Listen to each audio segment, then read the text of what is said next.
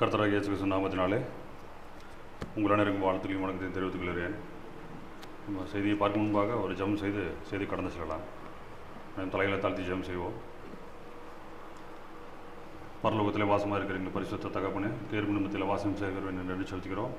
மீண்டும் எங்களுக்கு ஒரு சந்தர்ப்பத்தை கொடுத்து உங்களுடைய தொழுகையில் கலந்து கொள்ள குடிவர் செய்திருக்க நன்றி செலுத்துகிறோம்.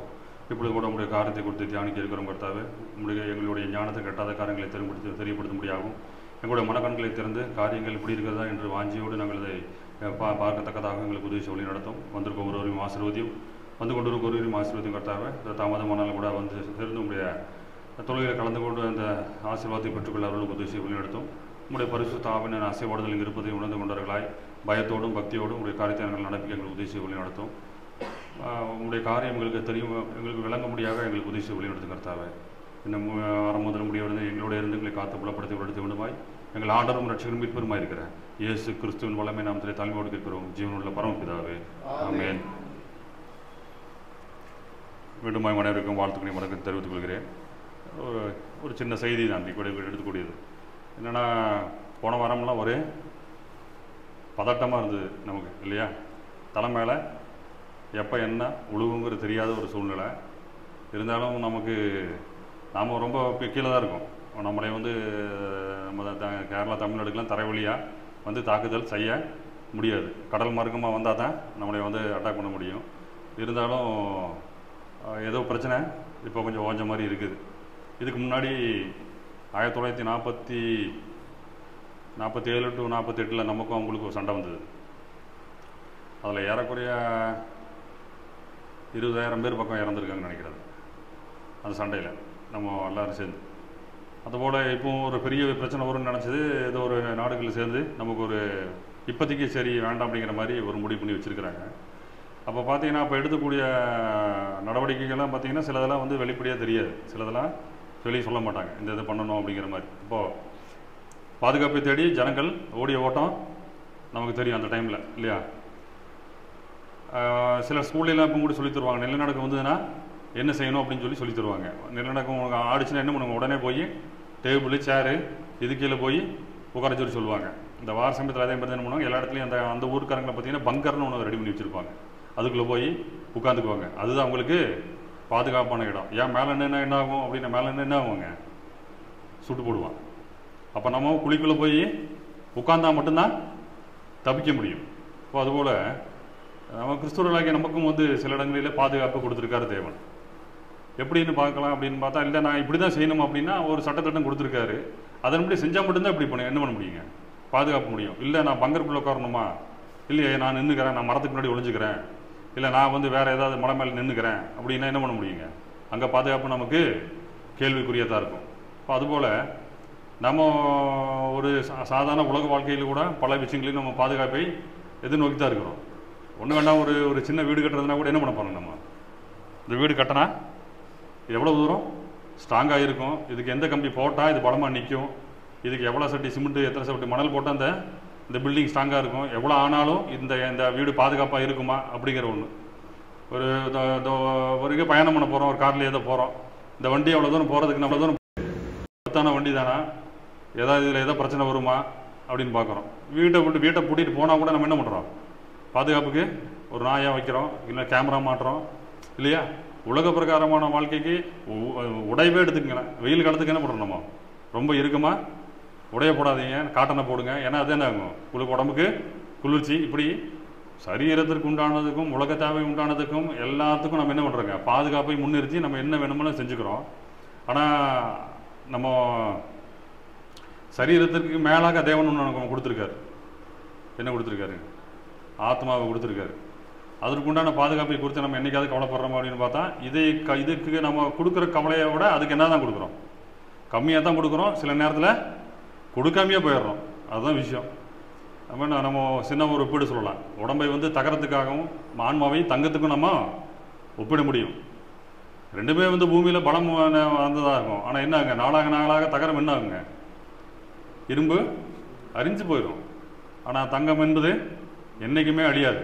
அதான் தேவன் என்ன சொல்லுகிறாரு, உங்களுடைய ஆத்மாவை கொள்ளவளவருக்கு நீங்கள் பயப்பட வேண்டியது இல்லை, ஆத்மாவையும் சரீரத்தையும் சேர்த்து ஆமாம், அதை தண்டிக்கக்கூடிய வல்லமை உள்ள கருத்திற்கு நீங்கள் எப்படிங்கிறாரு, பயப்படுங்கிறாரு. அப்போ நமக்கு இந்த ஆத்மா காக்கப்படுறதுக்கு தேவன் சில சட்டத்திட்டங்களை கொடுக்குறாரு இல்லையா. முற்பதாக்கள் காலத்துலேயும் சில சட்டத்திட்டங்களை கொடுக்குறாரு, பின்பாக மோசே காலத்திலும் சட்டத்திட்டத்தை கொடுக்குறாரு, பின்பாக கிறிஸ்துவுக்கு பின்பாக வாழக்கூடிய நமக்கும் சில சட்டங்கள் தேவன் கொடுக்குறாரு.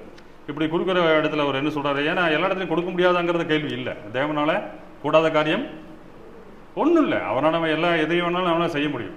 ஆனால் ஒரு சட்டத்திட்டத்தை கொடுத்ததுக்கு பின்னாடி அதை ஃபாலோ பண்ண வேண்டியதுதான் நம்மளுடைய வேலை. நம்ம வந்து ஏன் இப்படி கொடுத்துட்டீங்கன்னு அப்புறம் எதை கேட்க முடியுமா? கேட்கக்கூடாது. அதை கேட்கக்கூடாதுங்கிற தேவன் அதை எதிர்பார்க்குறாரு அதையே. அப்போது நம்ம எந்த அளவுக்கு நம்ம ஆன்மாவை காப்பதற்கு நாம் வந்து தயார்படுத்திக்கிறோங்கன்னு பார்க்குறோம். ஒரு சின்ன 3 உதாரணங்களை சொல்லி நம்ம முடித்து கொள்ளலாம். ஒன்று பார்த்திங்கன்னா நோவாவின் காலம். நம்ம எல்லாருக்கும் தெரியும், தேவன் வந்து ரொம்ப ஆசைப்பட்டு இந்த பூமியை படைக்கிறார். எல்லாம் படைத்துக்கிட்டு எல்லாம் என்னன்னு நினைக்கிறாருங்க, எல்லாம் நல்லா இருக்குது, எல்லாமே நல்லா இருக்குது நல்லா இருக்குது நல்லா இருக்குதுன்னு. மனுஷனை படைச்சதுக்கு முன்னாடி என்னாச்சுங்க, மனுஷனதுக்கு பிடிச்சதுக்கு பின்னாடி தான் மனசாப்பட்டார். அதுக்கு முன்னாடி எல்லாம் நல்லா இருக்கு நல்லா இருக்கு நல்லா இருக்குன்னு வந்தவர் மனிதர்களை படைத்த பின்பு, ஆமாம், என் கைகளில் உண்டாக்குன தன்னோட கைகளினால் உண்டாக்குன ஒரு மனிதனை பார்த்து மனசாப்படும் அளவுக்கு அவன் நடந்து கொண்டான். அதாவது எந்த ஒரு எவ்வளோ ஒரு இது ஒன்றும் இல்லை. நம்ம வந்து ஆதாமோட வாழ்க்கையை எடுத்துக்கிட்டிங்கன்னா அதில் வந்து அவங்களோட 2 பசங்கள் இருக்காங்க. காயின் ஆபேலை கொன்று போடுகிறார். இவர் வந்து கேட்குறாரு. அப்பப்போ அது என்ன அவர் கேட்குறதாக தான் நமக்கு வேதத்தில் கொடுக்கப்படுகிறது. ஒரு தேவன் வந்து ஒரு மனிதனிடத்தில் பேசும்போது அவனுக்கு எவ்வளோ பயம் இருந்திருக்கணும் நினச்சி பாருங்க.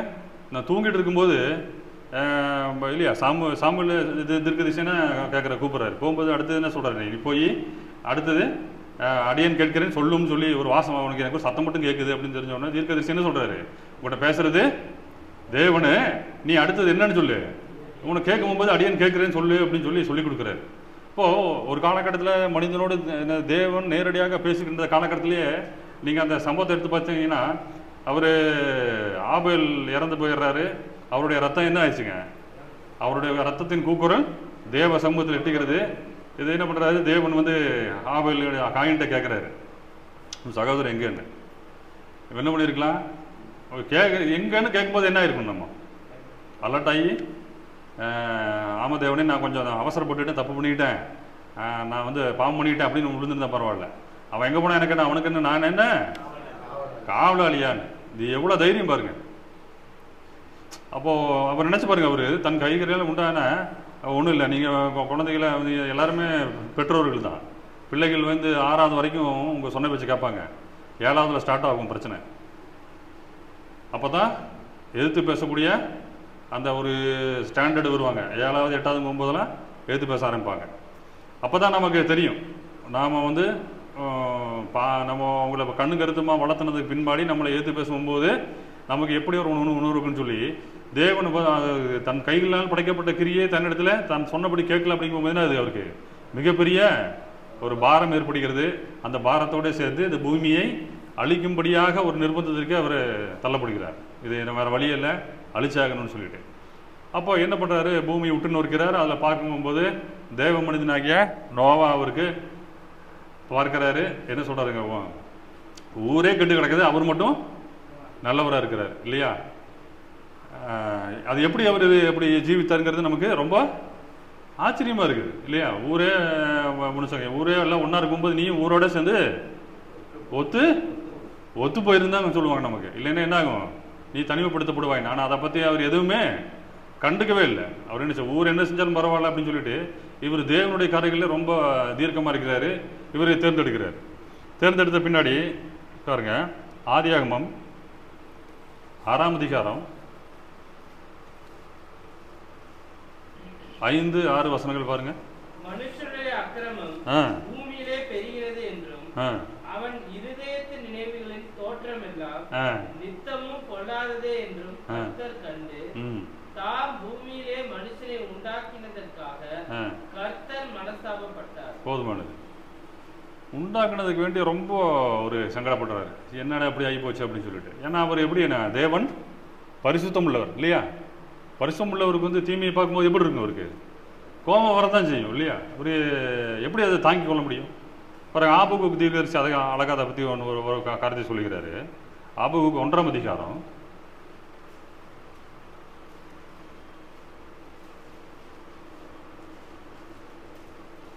13ஆம் வசனம் பாருங்க.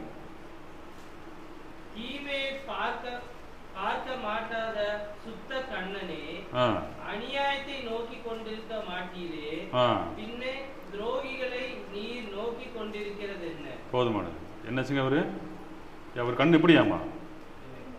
தீமை பார்க்காத கூடியது சுத்த கண்ணனுடையராக இருக்கிற யாரோட நம்மளுடைய கர்த்தர். அப்போது அவருக்கு முன்பாக எப்படி நம்ம ஜீவிக்கணுங்கிறது மறந்து போன அந்த ஜனங்களை வேறு வழி இல்லாமல் அழிக்க முடியாத ஒரு சூழ்நிலைக்கு தள்ளப்படுகிறார். அப்போது நோவாவை தேர்ந்தெடுக்கிறார். நோவாவுக்கு ஒரு காரியம் கொடுக்கப்படுகிறது. என்ன ஒரு காரியம் கொடுக்கப்படுகிறது? நோவாவே, நீயும் முன் ஜனங்களும் சேர்ந்து நேராக மலை மீது ஏறி நின்றுக்கோ, நான் வந்து நான் தண்ணி வச்சு அழிக்க போகிறேன், நீங்கள்லாம் நான் சொல்கிற வரைக்கும் மலையிலேருந்து இறங்கக்கூடாது அப்படின்னு சொன்னாரா? இல்லை. அது ரொம்ப இலகுவான விஷயம் தானே.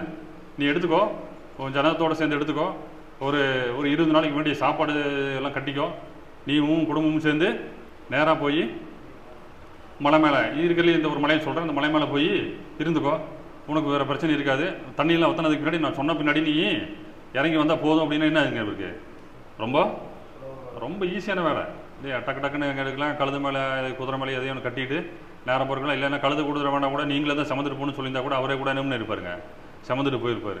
இது இல்லாமல் என்ன பண்ணுறாரு? ஒரு ஒரு சட்டத்திட்டத்தை கொடுக்குறாரு. என்னென்னு கொடுக்குறாரு? நீ ஒரு பேழையை உண்டாக்க வேண்டும்னு. அந்த பேழையை எந்த மரத்தை செய்ய சொன்னார்? அவரே செலக்ஷன் பண்ணியும் கொடுத்துட்டாரு. என்னென்னு? கொப்பேர் இல்லையா? கொப்பேர் அப்படிங்கிற ஒரு மரத்தில் நீ ஒரு பேழையை உண்டாக்க அப்படிங்கிறாரு. பாருங்க, ஆதியாகமம் 6ஆம் அதிகாரம் படிங்க. நீ கொப்பேர் மரத்தால் உனக்கு ஒரு பேழையை உண்டாக்கு, அந்த பேழையிலே அறைகளை உண்டு பண்ணி அதை உள்ளும் புறமுமாக கீழ் பூசு. படிங்க. நீ அதை பண்ண வேண்டிய விதம் என்னவென்றால், அதுக்கு ஒரு இது கொடுக்குறாரு, ஒரு ப்ளூ பிரிண்ட் கொடுக்குறாரு. பேழையின் நீளம் 300 முழமும், அதன் அகலம் 50 முழமும், அதன் உயரம் 30 முழமுமாய் இருக்க வேண்டும். நீ பேழைக்கு ஒரு ஜன்னலை உண்டு பண்ணி மேற்தட்டுக்கு ஒரு முழ தாழ்த்தியிலே அதை செய்து முடித்து பேழையின் கதவை அதன் பக்கத்தில் வைத்து கீழ் அறைகளையும் இரண்டாம் தட்டின் அறைகளையும் மூன்றாம் தட்டின் அறைகளையும் பண்ண வேண்டும். வானத்தின் கீழே ஜீவ சுவாசமுள்ள சகல மாംസ ஜந்துக்களையும் அழிக்க நான் பூமியின் மேல் ஜலப்பிரளயத்தை வரப்பண்ணுவேன். பூமியில் உள்ள யாவும் ஆண்டு போகும். ஆனாலும் உன்னுடனே என் உடன்படிக்கையை ஏற்படுத்துவேன். நீயும் உன்னோட கூட உன் குமாரரும் உன் மனைவியும் உன் குமாரரின் மனைவிகளும் வேலைக்குள் பிரவேசியுங்கள். சகல விதமான மாம்சமான ஜீவன்களின் ஆணும் பெண்ணுமான வகை ஒன்றுக்கு ஒவ்வொரு ஜோடு உன்னுடன் உயிரோடு காக்கப்படுவதற்கு வேலைக்குள்ளே சேர்த்துக்கொள். ஜாதி ஜாதியான பறவைகளிலும் ஜாதி ஜாதியான மிருகங்களிலும் பூமியில் உள்ள சகல ஜாதி ஜாதியான ஊரும் பிராணிகளிலும் வகை ஒன்றுக்கு ஒவ்வொரு ஜோடு உயிரோடு காக்கப்படுவதற்கு உன்னிடத்தில் வரக்கடவுது. உனக்கும் அவைகளுக்கும் ஆகாரமாக சகலவித போஜன பதார்த்தங்களை சேர்த்து உன்னிடத்தில் வைத்துக்கொள் என்றார். நோவா அப்படியே செய்தார். தேவன் தனக்கு கட்டளையிட்டபடியெல்லாம் அவன் செய்து முடித்தார். போதுமானது. இது என்ன ஒரு பெரிய ஒரு லிஸ்ட் இல்லையா? பார்த்தாவே நமக்கு மலைப்பா இருக்குது. எப்படி தான் அவர் அந்த விஷயத்தை செய்து முடித்தாருன்னு தெரியல. கொப்பர் மரத்தை செலெக்ஷன் பண்ணி கொண்டு வந்து இவர் சொன்ன மாதிரியே அறைகளை உண்டாக்கி அதுக்கு ஜன்னலை வச்சு மேலே கீழே கீழ் பூசி அதை காய வச்சு, வரலாற்று ஆசிரியர்கள் என்ன சொல்கிறாங்கன்னா ஏறக்குறைய இவர் வந்து 40லேருந்து 50 ஆண்டுகள் வரைக்கும் இந்த பேழை உண்டாக்குவதற்கு அவர் அந்த நேரத்தை செலவிட்டிருக்கலாம்னு சொல்லிட்டு, இதில் வந்து மனுஷன் இருக்கிறது வந்து 120 ஆண்டுகள் தானேன்னு சொல்லி இதில் ஒரு வார்த்தை கொடுக்கப்படுவதில்லை. இதில் பார்த்தீங்கன்னா அப்படி இருக்கும்.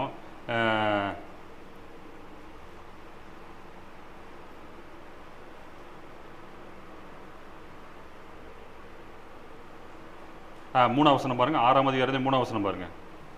அப்பொழுது கர்த்தர் என் ஆவி என்றைக்கும் மனுஷனோட போராடுவதில்லை. அவன் மாம்சத்தாலே அவன் இருக்க போகிற நாட்கள் 120 வருஷம் என்றார். போதுமானது. இது எப்படி கால்குலேட் பண்றாங்க அப்படின்னா, இங்க வந்து மனுஷன் இருக்க போகிற நாட்கள் 120 வருஷம்னு இதுல குறுக்கப்பட்டு இருக்கிறது. நோவா எத்தனை வருஷம் உயிரோடு இருந்தாரு? 600 ஆண்டுகள் உயிரோடு இருந்தார் நினைக்கிறேன். அப்போ இங்க வந்து என்னதுங்க, இங்க 120 வருஷம் அப்படிங்கும் போது என்ன அப்படின்னா, இவர் வந்து இன்னி 120 வருஷத்துல நான் அழிக்க போகிறேன் அப்படிங்கிறத குறிப்பிட. ஏன்னா அப்பெல்லாம் இருந்தவங்க எல்லாம் எவ்வளவு வாழ்ந்தாங்க, ரொம்ப ஆயுசு ஜாஸ்தி அவங்களுக்கு. ரொம்ப நோவா பீரியட்லாம் பார்த்தீங்கன்னா நோவாவுடைய லைஃப் ஸ்பேன் வந்து அவர் வந்து 600 ஆண்டுகள் தேவனோட செஞ்சுட்டு பின்னா எடுத்துக்கொள்ளப்பட்டாருங்கிறது இருக்கும். அப்போது இங்கே தேவன் கொடுக்கறது வந்து இன்னும் வந்து இதில் சொல்லும் போகும்போது, என் ஆவிய மனுஷனோட போராடுவதில்லை, அவன் மாம்சந்தானே, அவன் இருக்க போகிற நாட்கள். அப்போ நோவாட சொல்கிறார், அவன் இன்னும் 120 வருஷம் தான் இருப்பான் அப்படின்னு சொல்லும்போது என்ன ஆச்சுன்னா, இன்னும் அந்த 120 வருஷமாக அவர் அந்த பேழையை கட்டி இருக்கணும் அப்படிங்கிறது ஒரு முடிவுக்கு வராங்க. ஆனால் அப்படி அந்த வரலாற்று ஆசிரியர்கள் வந்து இதை பற்றி கொஞ்சம் டிஸ்கஸ் பண்ணும்போது என்ன நினைக்கிறாங்கன்னா, இவர் கட்டி ஒரு 40லேருந்து 50 ஆண்டுகளில் வந்து இது கட்டியிருக்கணும். கட்டினதுக்கு பின்னாடியும் என்ன வச்சிருக்காங்க, தேவன் மிச்சம் இருக்கிற ஆண்டுகள் வந்து என்ன பண்ணியிருக்கலாம், வெயிட் பண்ணியிருக்கலாம். மித்த காரியங்களை இவர் செய்யணும் இல்லையா, அதுக்காக நேரம் கொடுக்கப்பட்டிருக்கலான்னு சொல்லி சொல்கிறாங்க. சரி, ஓகே, இவர் வந்து ரெடி ஆனார். இவர் சொன்ன மாதிரி கொப்பர் மரத்தில் எல்லாம் செய்யறாரு, கீழ் பூசிட்டாரு, ரெடி பண்ணிட்டாரு. அதுக்கப்புறம் என்னங்க, ஜோடி ஜோடியாக பறவைகளும் ஜோடி ஜோடியாக மிருகுங்க எல்லாத்தையும் என்ன பண்ணுறாரு, எல்லாத்தையும் சேர்த்து வச்சுக்கிட்டு, அது இல்லாமல் சேர்த்து வச்சுட்டாரு. ஓகே, உடனே என்ன பண்ணியிருக்கலாம், இவங்களுக்கு வந்து பசி இல்லாமல் தான் இத்தனை விஷயத்தை பண்ணவர் என்ன பண்ணியிருக்கலாம் கடவுள். இவங்களுக்கு பசி இல்லாமல், நோவாவே நீயும் நாடு மாடுகளும் மிருகங்களும் 40 நாள் இருப்பீங்க, உனக்கு பசி உண்டாகாது அப்படின்னாருன்னா எவ்வளோ நல்லா இருந்திருக்கும். ஆனால் 21ஆம் வசனம் பாருங்க, உனக்கும் அவைகளுக்கும் ஆகாரமாக சகலவித போஜன பதார்த்தங்களை சேர்த்து உன்னிடத்தில் வைத்துக்கொள் என்றார். போதுமானது. இது எவ்வளவு பெரிய விஷயம், அது எல்லாத்துக்கும் சாப்பாடு. கஞ்சிக்கோட்டில் இருக்கும்போது பெருமை வீட்டுக்கு நாங்கள் போவோம், 2 மாடு தான் இருக்கும். அதை மேய்க்கறதுக்கு படுறாத பாடுபடணும். இது எடுத்து அங்கே கட்டி, அதை எடுத்து இங்கே கட்டி, அதுக்கு தண்ணி வச்சு, அப்புறம் அதுக்கு சாணி அள்ளி, இதை தூக்கி அங்கே போட்டு, அது அந்த அந்த இது செஞ்சவங்களுக்கு தெரியும் அது எவ்வளோ பெரிய கஷ்டமான விஷயம் அப்படிங்கிறது. இப்போ இத்தனை மிருகங்களுக்கும் இவர் என்ன பண்ணிடணுங்க, இவர் இந்த இதுவும் 40 நாளைக்கு சாப்பாடு ஆகாரத்தை எல்லாம் சேர்த்தி வச்சு, அதை பராமரித்து, அதுக்கு பிள்ளை போட்டு, இதுக்கு பிள்ளை போட்டு, எவ்வளோ இது விஷயம். இவ்வளோ கஷ்டப்பட்டு தான் தேவன் காக்கணுமா இவரை? நான் சொன்ன மாதிரி ஏற்கனவே என்ன பண்ணியிருக்கலாம், எப்போ இத்தனை மணிக்கு நீயும் குடும்பம்லாம் ஆமாம் எல்லாம் ட்ரங்கு பட்டியலில் எடுத்துக்கிட்டு என்ன பண்ணுங்க, நேராக நான் சொல்கிற மலைக்கு போய் அதை போய் உட்காந்துக்குங்க, நான் சொல்கிற மாதிரி கீழே இறங்காதீங்கன்னு வேலை முடிச்சிருக்குமா? ஏன் தேவனுக்கு திரும்பவும் இந்த மிருகங்களை உண்டாக்க முடியாதா? எல்லாத்தையும் அழித்து விட்டு திரும்பவும் குதிரை, யானை, கொட்டகம் எல்லாத்தையும் திரும்ப உருவாக்க முடியாதா அவரால்? ஆனால் ஒரு சட்டத்திட்டத்தை கொடுக்குறாரு, நீயும் இந்த மிருக ஜீவனில் காப்பதற்கு நான் ஒரு திட்டம் வச்சிருக்கிறேன். நீ என்ன வேணாலும் நினச்சிருப்போம், நான் ஒரு திட்டம் வச்சிருக்கிறேன். அந்த திட்டத்தின்படி செயல்பட்டா நீ காக்கப்படுவாய்ன்னு சொல்லி சொன்னாரு. நோவா என்ன பண்றாரு, கடைசி அந்த 22ஆம் வருஷத்துல நோவா செய்தான் இல்லையா, நோவான் அப்படியே செய்தான். தேவன் தனக்கு கட்டளையிட்டபடி எல்லாம் அவன் செய்து முடிச்சார். அதுதான் அங்க நம்ம பார்க்க வேண்டியது. தேவனை நான் வந்து நீங்க சொன்னீங்க ஜன்னல் வந்து 3 அடிக்கு வைக்க சொன்னீங்க, 3 அடிக்கு பக்கத்திலேயே ஒரு 2 அதில் ஒரு கதை வைக்க சொன்னீங்க, நான் தள்ளி வச்சுட்டேன் அப்படின்லாம் என்ன பண்ணல, இவரு சொல்லலை, கேள்வியும் கேட்கல. தேவன் என்ன சொன்னாரோ அதேபடி செஞ்சாரு. செஞ்ச நிமித்தம் இவர் என்ன பண்ணாருங்க, இவரு தேவன் இந்த குடும்பத்தை காப்பாற்ற என்ன நினைச்சா இருக்கு பாருங்க. 2 நாளாகமும்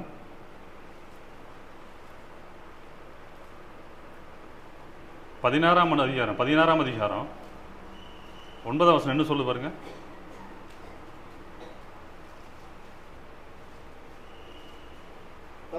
தம்மை பற்றி உத்தம இருதயத்தோடு இருக்கிறவர்களுக்கு தம்முடைய வல்லமை விளங்க பண்ணும்படி கர்த்தருடைய கண்கள் பூமி எங்கும் உலாவிக் கொண்டிருக்கிறது.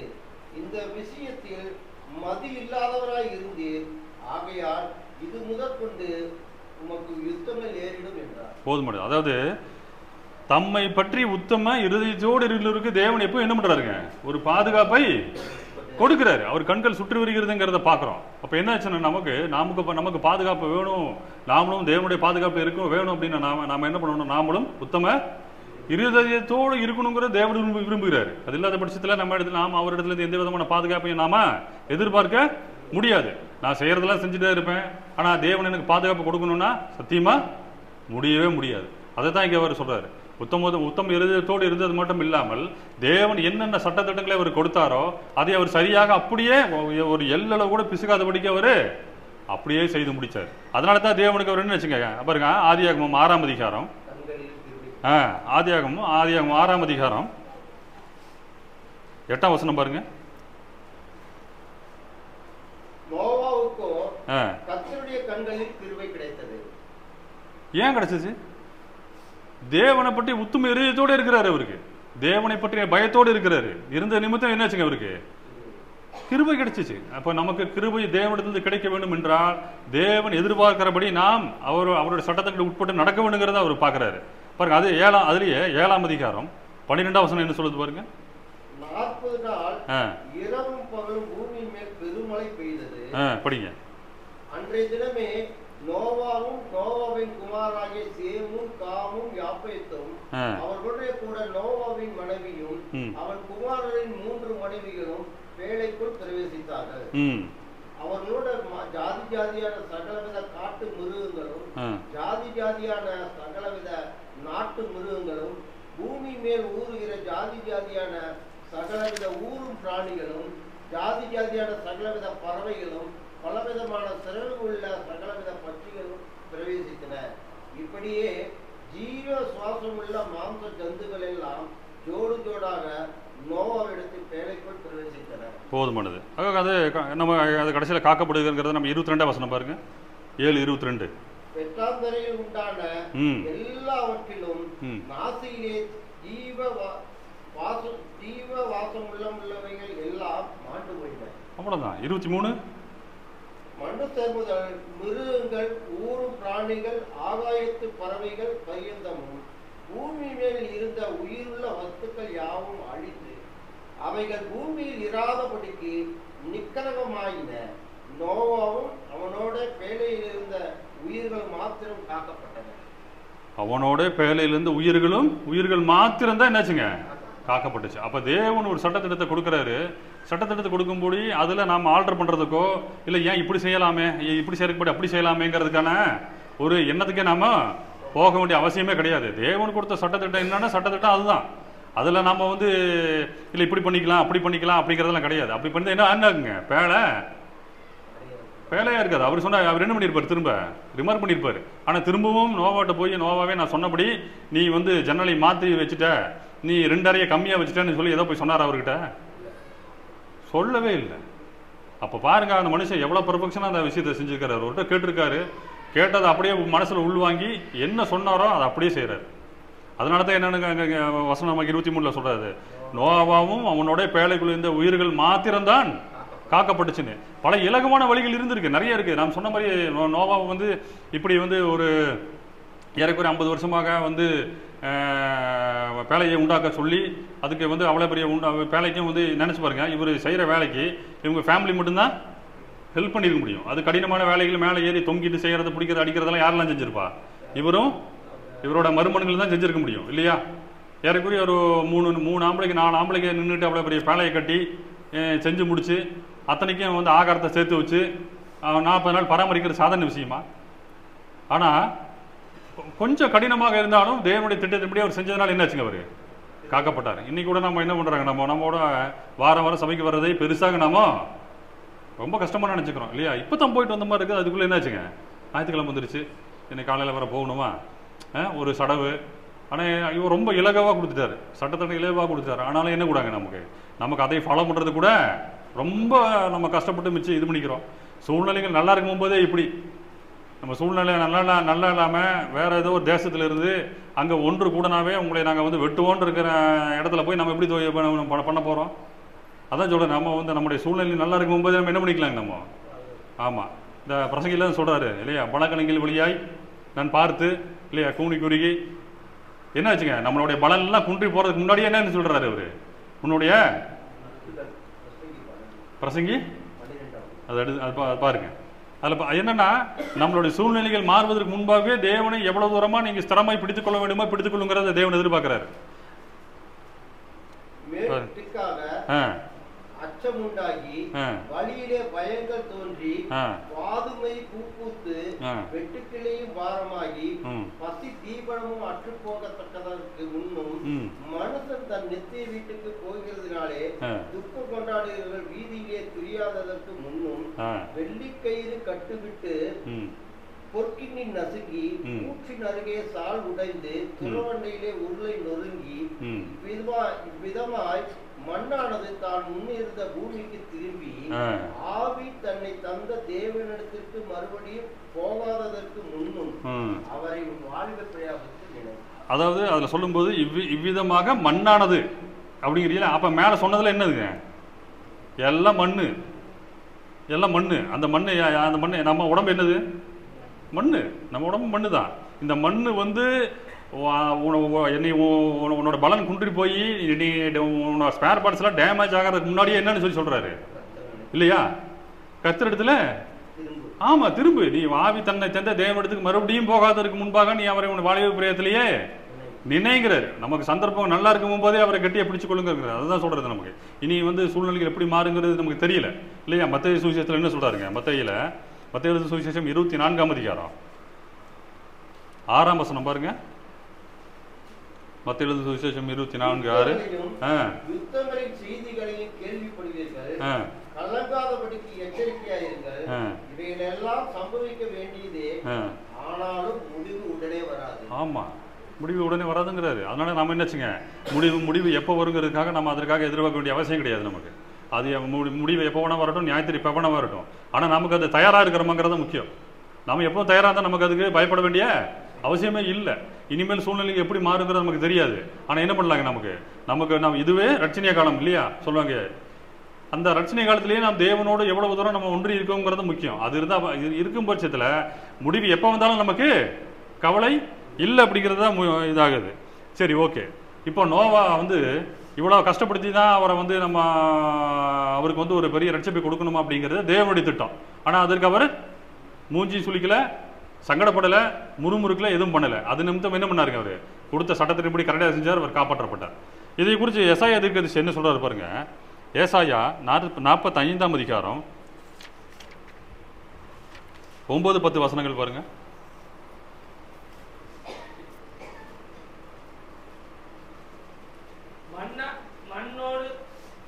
மண்ணோடுகளுக்கு ஒத்த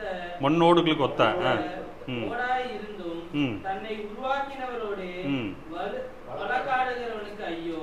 களிமண் தன்னை உருவாக்கினவனை நோக்கி என்ன செய்கிறாய் என்று சொல்ல தகுமோ?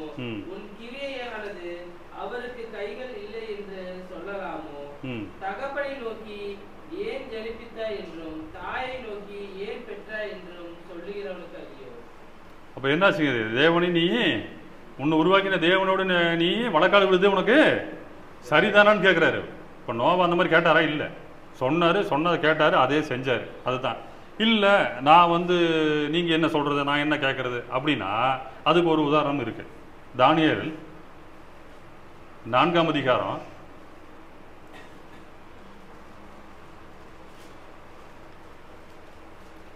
24 படிங்க. 24. ராஜாவே, அதன் அர்த்தமும் ராஜாவாகிய ஆண்டவன் பேரில் வந்த உன்னதமானவருடைய தீர்மானமும் என்னவென்றால், இது நேபுகாத்நேச்சரோட ஒரு ராஜாவோட காலகட்டத்தில் நடக்கிற சம்பவம். மனுஷனின்றி நீ தள்ளிவிடப்படுவீர், வெளியின் மிருகங்களோடு சஞ்சரிப்பீர், மாடுகளைப் போல புல்லை மேய்ந்து ஆகாயத்து பணியில் நினைவீர். உன்னதமானவர் மனுஷனுடைய ராஜ்யத்தில் ஆளுகை செய்து தமக்கு சித்தமாய் இருக்கிறவனுக்கு அதை கொடுக்கிறார் என்பதை நீ அறிந்து கொள்ளும் மட்டும் 7 காலங்கள் உங்களுடைய பேரில் கடந்து போக வேண்டும். ஆனாலும் விருட்சத்தின் வேர்களாகிய அடிமரம் தரையில் இருக்கட்டும் என்று சொல்லப்பட்டது என்னவென்றால், நீ பரம அதிகாரத்தை அறிந்த பின் ராஜ்யம் உமக்கு நிலைநிற்கும். ஆகையால் ராஜாவே, நான் சொல்லும் ஆலோசனையை நீ அங்கீகரித்துக் கொண்டு நீதியை செய்து உமது பாவங்களையும் சிறுமையானவர்களுக்கு இறங்கி உமது அக்கிரமங்களையும் அகற்றிவிடும். அப்பொழுது உம்முடைய வாழ்வு நீடித்திருக்கலாம் என்றார். படிங்க அப்படியே. இதெல்லாம் ராஜாவாகிய நேபுகாத்நேச்சரின் மேல் வந்தது. 12 மாதம் சென்ற பின்பு ராஜா பாபிலோனின் ராஜ்யத்தின் அரண்மனை மேல் உலாவிக் கொண்டிருக்கும் போது, இது என் வல்லமையினால் பராக்கிரமத்தினால் என் மகிமை பிரதாபத்துக்கென்று ராஜ்யத்துக்கு அரண்மனையாக நான் கட்டின மகா பாபிலோன் அல்லவா என்று சொன்னான். இந்த வார்த்தை ராஜாவின் வாயில் இருக்கும் போதே வானத்திலிருந்து ஒரு சத்தம் உண்டாகி, ராஜாவாகிய நேபுகாத்நேச்சரே, ராஜ்யபாரம் உன்னை விட்டு நீங்கிற்று. மனுஷர் என்று தள்ளப்படுவாய், வெள்ளியின் மிருகங்களோடு சஞ்சரிப்பாய், மாடுகளைப் போல புல்லை மேய்வாய். இப்படியே உன்னதமான மனுஷருடைய ராஜ்யத்தில் ஆளுகை செய்து தமக்கு சித்தமாய் இருக்கிறவனுக்கு அதை கொடுக்கிறார் என்பதை நீ அறிந்து கொள்ளும் மட்டும் 7 காலங்கள் உன்மேல் கடந்து போகும் என்று உனக்கு சொல்லப்படுகிறது என்று விளங்குகிறேன். அந்நேரமே இந்த வார்த்தை நேபுகாத்நேச்சரிடத்தில் நிறைவேறிற்று. அவன் மனுஷன் என்று தள்ளப்பட்டு மாடுகளைப் போல் புல்லை மேய்ந்தான். அவனுடைய தலைமையில் கழுகுகளுடைய இறகுகளைப் போலவும் அவனுடைய நகங்கள் பட்சிகளுடைய நகங்கள் போலவும் வளரும் மட்டும் அவன் சரீரம் ஆகாயத்து பணியிலே நடந்தது. 35 வசனம் அதுலயே பூமியின் குடிகள் எல்லாம் ஒன்றும் இல்லை என்று எண்ணப்படுகிறார்கள். அவர் தமது சித்தத்தின்படியே வானத்தின் சேனையையும் பூமியின் குடிகளையும் நடத்துகிறார். அவருடைய கையை தடுத்து அவரை நோக்கி என்ன செய்கிறீர் என்று சொல்லத்தக்கவன் ஒருவனும் இல்லை. நேபுகாத்நேச்சர்கிட்ட தானியேல் போய் சொல்றாரு, இப்படி நடக்க போகுது. அப்படி என்ன சொல்றாரு? அந்த ஆளுக்கு ராஜாங்கிற கர்வம். மேலே போறாரு. போய் நின்னோன்னா அந்த நின்று பார்க்கறாரு. பாபிலோன் தேசத்தையே பார்க்கறாரு. இது நான் உருவாக்குனது அப்படிங்கிறாரு. அப்படின்னு சொல்லி முடிச்சோன்னு என்னதுங்க, மேலேருந்து ஒரு சத்தம், நீ போய் புல்ல மேயின்னு. இப்போ தேவனுடைய திட்டத்திற்கு மாறாக உன்னை நாம் செய்யும்போது என்ன ஆகுது பாருங்க. அவரோட திட்டத்தை போது அதுக்கு எதிர்மனையாக்காரங்கள் தான் அங்கே நடக்குது. இவர் என்ன நினைக்கிறாரு, நான் பெரிய ஆளு நினைக்கிறாரு. இவர் என்ன சொல்றதுன்னு நினைக்கிறாரு. ஆனால் தேவனுடைய திட்டத்தை மறுக்கும் போகும்போது என்ன நினைச்சாங்க, போய் எப்படி புள்ள அது எப்படி நினைச்சு பாருங்க. அதை நீங்கள் ஒரு பிக்சராக நினச்சி பாருங்க. ராஜா போய் புள்ள மேயிறது எவ்வளோ ஒரு கொடுமையான விஷயம் அது இல்லையா? அது தேவ திட்டத்திற்கு மாறாக ஒரு விஷயத்தை செய்யும்போது தேவனிடத்திலிருந்து ஒரு ஒரு பெரிய தண்டனையாக கிடைக்கும்படியாக அப்படி நடக்கிறது. அதான் தானியேல் தீர்க்கதரிசி அதில் வந்து 35ஆம் வசனத்தை கடைசியாக சொல்கிறாரு. அவரோட கையை தடுத்து தேவனை நீங்கள் என்ன செய்கிறீங்கன்னு கேட்கறதுக்கு ஒருத்தருக்கு அதிகாரம் கிடையாது. ஏன்னா என்ன பண்ணுவாருங்க, அவர் அனாதி ஞானம் உள்ள தேவன். அவர் எதையுமே என்ன தான் செய்ய போகிறாரு, கரெக்டாக ஞானமாக செய்யக்கூடியவர். ஆனால் அதுக்கு மீறி இல்லை நான் இப்படி தான் செய்வேன் அப்படின்னா என்னாகுங்க, நேபுகாத்நேச்சருக்கு உண்டான ஒரு காரியம் தான். அதை தான் நம்ம ஊமையாக ஒப்பு கொடுக்கப்பட்டிருக்கிறது. பாருங்க, 1 கொரிந்தியர் 9ஆம் அதிகாரம் 16ஆம் வசனம் என்ன சொல்லுது பாருங்க. சுவிசேஷத்தை 1 கொரிந்தியர் 9ஆம் அதிகாரம் 16ஆம் வசனம். மேன்மை பாராட்ட பிரசங்கித்து வந்தும் சுவிசேஷத்தை நான் பிரசங்கித்து வந்தும் மேன்மை பாராட்ட எனக்கு இடமில்லை. அது என் மேல் விழுந்த கடமையாய் இருக்கிறது. சுவிசேஷத்தை நான் பிரசங்கியாது இருந்தால் எனக்கு ஐயோ. போதுமானது. இது என்ன அப்படின்னா, தனக்கு கொடுக்கப்பட்ட வேலையை தேவன் தனக்கு கொடுத்த வேலையை சரியா செய்யல அப்படின்னா என்னன்னு சொல்றாரு அவருக்கு, எனக்கு ஐயோங்கிறாரு. அது எனக்கு கடமைங்கிறாரு. தேவன் கொடுத்த கட்டளையை நாம் கடைபிடிக்க வேண்டியது நமது கடமைங்கிறாரு. அந்த கடமையை நான் செய்யாத போது எனக்கு என்னங்கிறாரு அவரு, ஐயோங்கிறாரு. அப்போ தேவன் கொடுத்த கட்டளையை வந்து ஏன் இப்படி கொடுத்துட்டீங்கன்னு அவரை கேட்க முடியுமா? முடியாது. அவர் அனாதி ஞானம் உள்ள தேவன். அவர் சொன்ன காரியங்களை நம்ம வந்து எதுன்னு மறுபிச்சு பேசாம நம்ம கீழ்ப்படிய வேண்டியது நம்முடைய வேலை. அதை தான் நோவா செய்தார். அவர் நோவா செய்ததுனால அவர் காப்பாற்றப்பட்டார். அதே மாதிரி செய்யாதனால நேபுகாத்நேச்சர் என்ன பண்ணாரு, போய் புல்ல மேய்ஞ்சாரு. இப்போ நமக்கு கொடுக்கப்பட்ட பிரசங்கியில கொரிந்தியருக்கு எழுதும்போது பவுலடியார் தான் சொல்றாரு, பிரசங்கிக்க வேண்டியது என்னோட கடமைங்கிறாரு. அப்படி செய்யாதபடிக்கு நான் போனேன்னா எனக்கு என்னங்கிறாரு அவரு, ஐயோங்கிறாரு. அப்போ தேவன் கொடுத்த சட்டத்திட்டங்களை நாம் சரியாக கடைபிடிக்க வேண்டியது நம்மளுடைய கடமையா இருக்கிறது. மீறும் பட்சத்தில் நமக்கு அது ஐயோவாக முடியும் அவர் சொல்றாரு. ஏன்னா வேற வழி இல்லை, நமக்கு ரட்சிக்கப்படுறது இதுதான் வழி. பாருங்க, பிரசங்கி 12ஆம் அதிகாரம் 13ஆம் வசனம் என்ன சொல்லுது பாருங்க.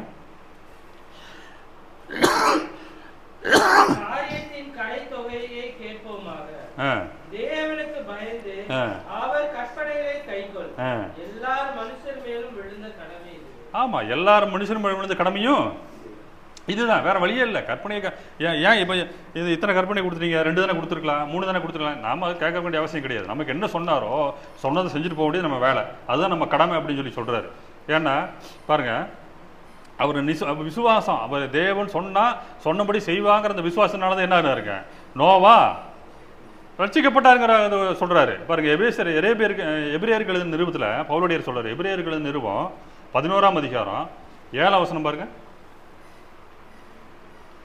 விசுவாசத்தினாலே நோவா தற்காலத்திலே காணாதவைகளை குறித்து தேவ எச்சரிக்கை பெற்று பயபக்தியுள்ளவனாகி தன் குடும்பத்தை ரட்சிப்பதற்கு வேலையை உண்டு பண்ணினார். அதனாலே அவர் உலகம் ஆக்கிரமிப்புள்ளான் என்று தீர்த்து விசுவாசத்தினால் உண்டாகும் நீதிக்கு போதுமானது. பாருங்க, அந்த விசுவாசம் எவ்வளவு பெரிய கிரியை செஞ்சிருக்கு பாருங்க. அவருக்கு விசுவாசத்தினால என்ன பண்ணாரு, அவரு விசுவாசத்தை முதல்ல சொன்னவன அவரை ஏற்றுக்கொள்கிறாரு. அந்த விசுவாசத்தின்படி அவர் கீழ்ப்படுகிறாரு. அந்த விசுவாசத்தின்படி நடந்து கொண்டதுனால தன்னுடைய குடும்பத்தையும் சேர்ந்து அவரு காப்பாற்றிக் கொள்கிறாரு. கடைசியில் என்னன்னு அந்த விசுவாசத்தினாலே நீதிமான் என்கிற நற்சாட்சி பெற்றார். இதெல்லாம் என்னாச்சுங்க, தேவன் சொன்ன விஷயத்துல எவ்வித இது இருக்காதுங்கிற அந்த ஒரு அந்த தீர்க்கமான முடிவில் இருந்ததுனால தான் என்னாச்சுங்க, அவருக்கு புதிய ஏற்பாட்டில் கூட அவரை பற்றி படிக்கும்படியாக நமக்கு ஒரு காரியம் கொடுக்கப்படுகிறது. சரி, ஓகே, நோவா அப்படி பண்ணிட்டாரு. இப்போ மோசேயோட காலத்தில் என்ன நடந்தது நமக்கெல்லாம் தெரியும். யோசேப்பு நிமித்தமாக பெரிய ஜாதி அங்கே எகிப்தில் பழகி பழுகிறாங்க. யோசேப்பை மறந்து போன ஒரு மன்னன் வருகிறார். என்னாச்சுங்க, இவங்களை எல்லாத்தையும் அடிமையாக பிடித்துக் கொள்கிறார். பிடித்து பின்னாடி என்ன ஆச்சுன்னா, அவங்களை ரொம்ப கொடுமையாக நடத்தினால என்னாச்சு, இவங்கெல்லாம் கூப்பாடு போடுறாங்க. கூப்பாடு போடுற சமயத்தில் தேவன் என்ன பண்றாரு, இவர்களை ரட்சிக்கும்படியாக மோசேவை அங்கே அனுப்புகிறதை நம்ம பார்க்கிறோம் இல்லையா.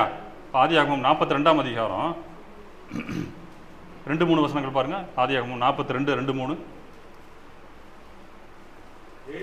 தானியம் உண்டென்று கேள்விப்படுகிறேன்.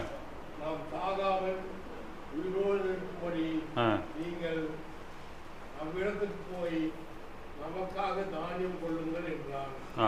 யோசேப்பின் சகோதரர்கள் 10 பேர் தானியம் கொண்ட எகிப்துக்கு போனாங்க. போதுமானது. அதுலேயே என்னன்னா, இந்த மாதிரி நம்ம அங்கே போகிறத நம்ம பார்க்குறோம். யாத்ராகமம் 2ஆம் அதிகாரம் 7ஆம் வசனம்.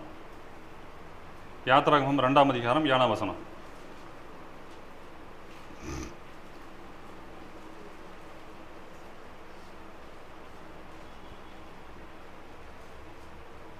அப்பொழுது அதன் தமக்கை யாத்ராகமம் 2:7.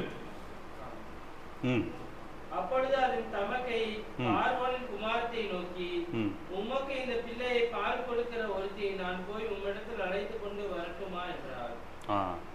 வசனம் மாதிரி இருக்குது. சரி, ஓகே, ஒன்றும் இல்லை. என்ன அப்படின்னா, மோசேவை தெரிந்து கொள்கிற ஒரு காரியம் நடைபெறுகிறது இல்லையா. போனதுக்கு பின்னாடி என்ன ஆச்சுன்னா, பார்வோனுடைய மனதை தேவன் கடினப்படுத்தின நிமித்தம் போக விடவே இல்லை. ஏன் இஸ்ரவேல் ஜனங்களை ரட்சிக்க முடியும்படியாக தேவன் ஒரு திட்டத்தை வைக்கிறாரு. இங்கேயும் என்ன பண்ணியிருக்கலாம், ஒரு இலகுவான காரியத்தை தேவன் செய்திருக்கலாம் இல்லையா. பார்வோனை ஒரே போட்டு மோசே நீ என்ன பண்ணு, மந்திரியும் ஏன்னா உங்களுக்கு தெரியும், இதுக்கு பின்னாடி மோசே 10 கட்டளையை வாங்க முடியாக மலைக்கு போவார். போயிட்டு தீயில வர்றதுக்குள்ள என்ன ஆகுங்க, இவங்க திரும்ப எகிப்தில் உண்டு பண்ணினா ஒரு பொன் கன்றுக்குட்டியை உண்டாக்கி அதற்கு உண்டான சங்கட சம்பிரதாயங்களை செய்கிறாங்க. செய்யும்போது என்ன ஆகுங்க, இதை கோவப்பட்டு என்ன பண்ணிச்சு, தேவனு கொடுத்த 10 கட்டையில் தூக்கி வீசுவார். அங்கே பூமி 2ஆக பிளந்துடும். பிளந்து என்ன ஆகுங்க, நிறைய தேவனுக்கு விரோதமாக செய்திருக்கலாம், பூமி விழுங்கி போடும். அந்த மாதிரி ஒரு சம்பவத்தை ஏற்படுத்தி என்ன பண்ணியிருக்கலாம், பார்வோனை பூமிக்குள்ளாக போட்டு மூடி ஏதோ பண்ணி என்ன பண்ண, மோசே நீ சீக்கிரம் கிளம்பி போ அப்படின்னு சொல்லி அவர் சொல்லியிருக்கலாம். ஆனால் என்ன, எத்தனை வாதங்க இங்கே, 10 வாதம். 10 வாதில் 9 வாதைக்கும் அசரவே இல்லை. பார்த்துக்கலாம் நீயா நானான்னு. ஏன்னா பார்வோன் மோதினது மோசேயோட, அவனோட தேவன் இருக்கிறாருங்கிறது அவன் உணரலை. அவனை அந்த மாதிரி முன்ன மாதிரி மாயமந்திரம் செய்கிறாங்க எங்கிட்ட இருக்கிறான்னு சொல்லி அவன் இருதயம் கடினப்பட்டதுனே ஒழிய, இப்படிப்பட்ட ஒரு மோசே இவ்வளோ ஒரு வல்லமையோடு ஏன் வந்தாங்கிறது கொஞ்சம் கூட அவன் யோசனை பண்ணி பார்க்கல. அப்போ என்ன ஆகுதுன்னா, 10வது வாதையாக தேவன் என்ன சொல்றார், 10வது வாதையாக உன்னை கொடுப்பேன், அதில் நிச்சயமாக அவன் உன்னை போக விடுவான். போக விடுறதுல உன்னை என்னன்னு சொல்லுவான், உன்னை துரத்தி விடுவாங்கிறார். ஐயோ தயவுசெய்து கிளம்பியா நீ அப்படிங்கிற அளவுக்கு என்ன வச்சுக்க, நீ கிளம்புங்க இருக்கும் இந்த இடத்த விட்டு காலி பண்ணா போதுங்கிற அளவுக்கு உன்னை வந்து அவன் வந்து துரத்தி விட்டுருவான் உன்னைய, அந்த அளவுக்கு அந்த வாதம் இருக்கும் அப்படின்னு ஒரு காரியத்தை கொடுக்குறாரு. அப்போ அந்த வாதம் எப்படி இருக்கும் அப்படின்னு அவர் சொல்லும்போது பாருங்க, யாத்ராகமம் 11ஆம் அதிகாரம், அதுக்கு முன்னாடி என்னன்னு பாருங்க, யாத்ராகமம் 10ஆம் அதிகாரம் 28ஆம் வசனம் பாருங்க. யாத்ராகமம் 10ஆம் அதிகாரம் 28ஆம் வசனம். பார்வோன் நோக்கி, என்னை விட்டு அப்பாலே போ, நீ இனி என் முகத்தை காணாதபடி எச்சரிக்கையாயிரு, நீ இனி என் முகத்தை காணும் நாளில் சாவாய் என்றார். இப்படி வந்து மோசையோட சொன்னோம் இல்லையா பார்வோனு, இது மறைமுகமா யார்கிட்ட சொன்னதாக தான் இருக்கும். இது தேவன், அதாவது தேவன் தான் யார் மூலமா பேசிட்டு இருக்கிறாருங்க, மோசை மூலமா பேசிட்டு இருக்கிறாரு. மோசைக்கு பின்னாடி வந்து மோசையை இயக்கிறது தேவன் தாங்கிறது அவனுக்கு ஒரு அந்த உணரக்கூடிய தன்மை அதுதான். அதாவது காதுள்ளவன் கேட்க கடவன் சொல்லி இருக்கும் தெரியுங்களா, நம்ம புதிய ஏற்பட்ட நிறைய வசனம் இருக்கும். இவையில காதுள்ளவன் கடவன் என்னது அர்த்தம்? காது உள்ளவன் கேட்க கடவன் என்னாச்சு, அது நீ உணர்றையாங்கிறது தான் அதுக்கு அர்த்தம். அது காது இருக்கிறவங்க எல்லாம் எல்லாருக்கும் காது இருக்கும், ஆனால் காக்காத கேட்காது. காது பெரிய வெளியே செவிடா இருப்பாங்க, காது இல்லாமல் இருப்பாங்களா அவங்க? காது இருக்கும். அதை தான் அவர் சொல்றாரு. அவன் பார்வன் அப்படிதான் இருக்கிறாரு. இங்க அவருக்கு என்ன காது இருந்தும் அதை பத்தி உணராத ஒரு நிலையில இருக்கிறாரு அவர். அப்போ எப்படி அவரை மோசை எப்படி மிரட்டாரு பாருங்க, என்னை விட்டு அப்பாலே போ, இனி நீ என் முகத்தை காணாதபடிக்கு எச்சரிக்கையாரு, இனி என்னை நீ வந்து பாத்துறாத, பார்த்துட்ட அப்படின்னு சொன்னா அன்னைக்கு நீ செத்துருவேன். அப்போ தேவனுக்கு எப்படி இருந்திருக்கும்? ஓ இந்த இவ்வளவு தூரம் சொல்லியும் என் தாசனை வந்து நீ இந்த அளவுக்கு பேசுறே நீ அப்படின்னு என்ன இருக்கலாம், பட்டுன்னு ஒரே போட்டிருக்கலாம். நேபுகாத்நேச்சருக்கு உடனே வந்து பார்த்தீங்களா, நான் இவ்வளோ பெரிய கட்டணை அப்படின்னு சொன்னேன்னு வச்சுங்க, உடனே சத்தம் உண்டாகி பண்ணியிருக்கலாம். ஆனால் தேவன் இங்கே ஒரு ரட்சிப்பின் திட்டத்தை வைக்கிறார். எப்படி வைக்கிறாரு பாருங்க. அப்போ சிலர் ஏன்னா அந்த வாதையை கொடுக்குறாரு. எப்படி கொடுக்குறாரு? 11ஆம் அதிகாரம் 5ஆம் வசனம் பாருங்க. அப்பொழுது சிங்காசனத்தின் மேல் வீற்றிருக்கும் பார்வோனுடைய தலைப்பிள்ளை முதல் எந்திரம் அரைக்கும் அடிமை பெண்ணுடைய தலைப்பிள்ளை வரைக்கும் எகிப்து தேசத்தில் இருக்கிற முதற் பேர் அனைத்தும் மிருக ஜீவன்களின் தலையீற்றனைத்தும் சாகும் என்று உரைக்கிறார் என்று சொல்றார். ஓ சரி, இது வந்து யாருக்கு தெரியாது? பார்வோனுக்கு தெரியாது. அப்போ இங்க ஒரு திட்டத்தை வைக்கிறார். சரி ஓகே, நான் ஒரு வாதையை அனுப்ப போறேன், அந்த வாதைக்கு நீங்களாம் தப்பிச்சுக்கணும். ஒரு வாதையை அனுப்ப போறேன், இஸ்ரவேல் ஜனங்க நீங்களாம் தப்பிக்கணும். அது எப்படி தப்பிப்பீங்க? இப்போ நோவா வந்து அந்த ஒரு பேழையை உண்டாக்க சொன்னது மாதிரி இவங்களுக்கு ஒரு சட்டத்திட்டத்தை கொடுக்குறாரு. எதுல கொடுக்குறாரு? யாத்திராகமம் 12ஆம் அதிகாரம் 1ஆம் வசனத்திலிருந்து பாருங்க. கர்த்தர் எகிப்து தேசத்தில் மோசேயையும் ஆரோனையும் நோக்கி, இந்த மாதம் உங்களுக்கு பிரதான மாதம், இது உங்களுக்கு வருஷத்தின் முதலாம் மாதமாய் இருப்பதாக நீங்கள் இஸ்ரவேல் சபையார் யாவரையும் நோக்கி, இந்த மாதம் 10ஆம் தேதியில் வீட்டு தலைவர்கள் வீட்டுக்கு ஒரு ஆட்டுக்குட்டியாக ஒவ்வொருவரும் ஒரு ஆட்டுக்குட்டியை தெரிந்து கொள்ள கடவர்கள்.